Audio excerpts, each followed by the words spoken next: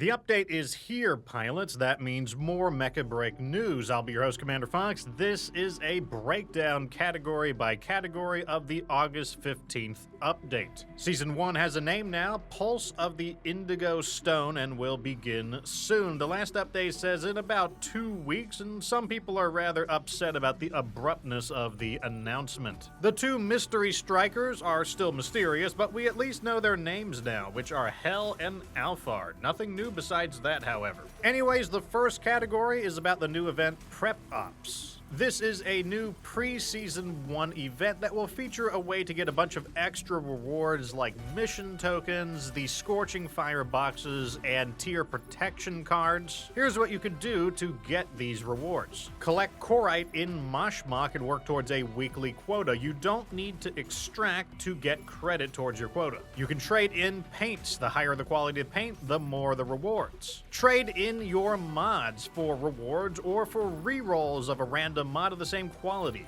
Win Operation Verge games, ranked or casual, to get mission tokens, crates, and protection cards. Up to 5 wins per week will be credited. The Mashmak Covert Operation. This is the new purely PvE version of Mashmak, and you can deploy into it up to 3 times a week. There's no PvP here, and you can get additional runs by obtaining Covert Operation plans. In addition to that, the home base is going to be changing as things go by as well.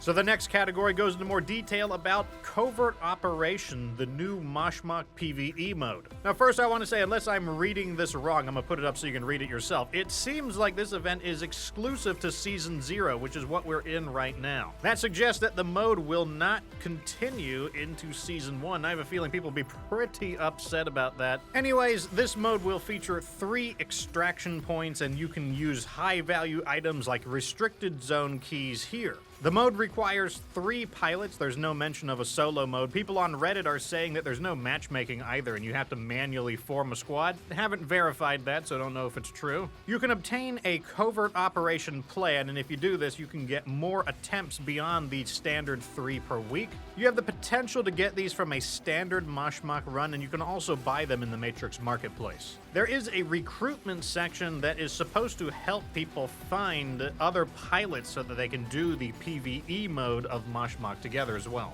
Next category, though, is about seasonal sets. A new set known as the New Century Streetwear is being added. They include items for your head, face, ears, back, and a new striker paint scheme. The next category is about striker weaponry.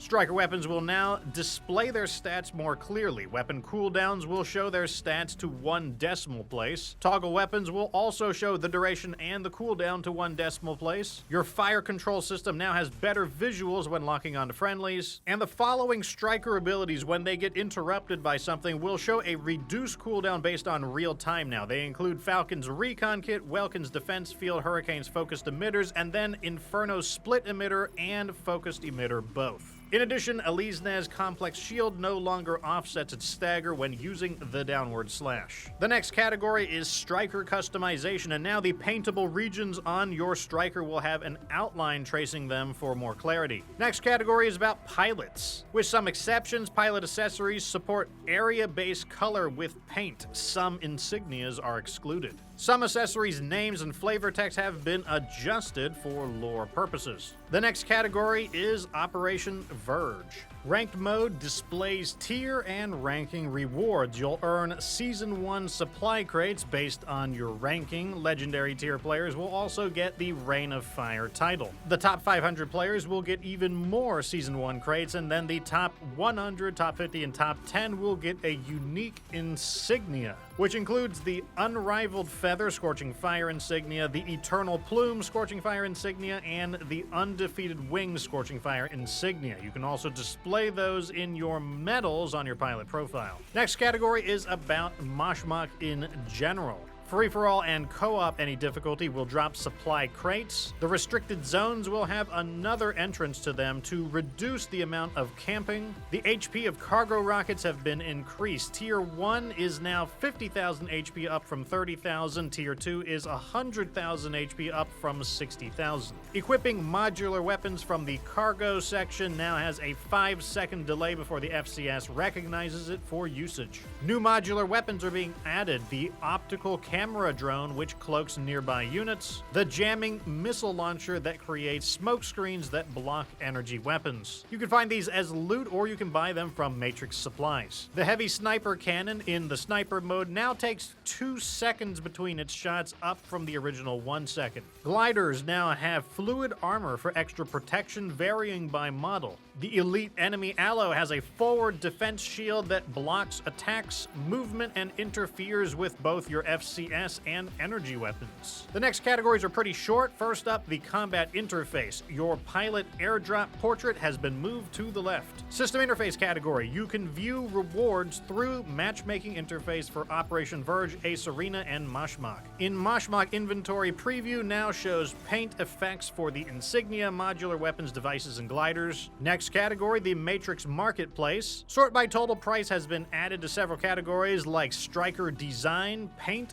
mods, supplies, weapons, gliders, and devices. Sort by popularity added to pilot appearance styles. Next category, Matrix Selections. The Tier 1 market now offers the mod box superb quality with a weekly limit of 50 mod boxes. Next category, the base. You can now switch your displayed striker from the L2 tactical station or the L1 striker bay. The L2 virtual console has been debugged and you can enter training mode from the cockpit now. Next category, Pilot Report. Profile card medals can feature adaptive layouts, adjusting based on the number displayed. And the final category, sound effects. Background ambience in the Striker Bay has been enhanced. Okay, so that is the news. What do I think overall? I really think this is an issue of 1 step forward, 1 step backwards. With all the PvE enemies they added into Mashmak, Mecha Break just should have always launched with a dedicated PvE mode. That was such a huge request. If they take this Mashmak PvE mode away after Season 0, as the text seems to suggest, people are going to be really upset about it. And I think it's a really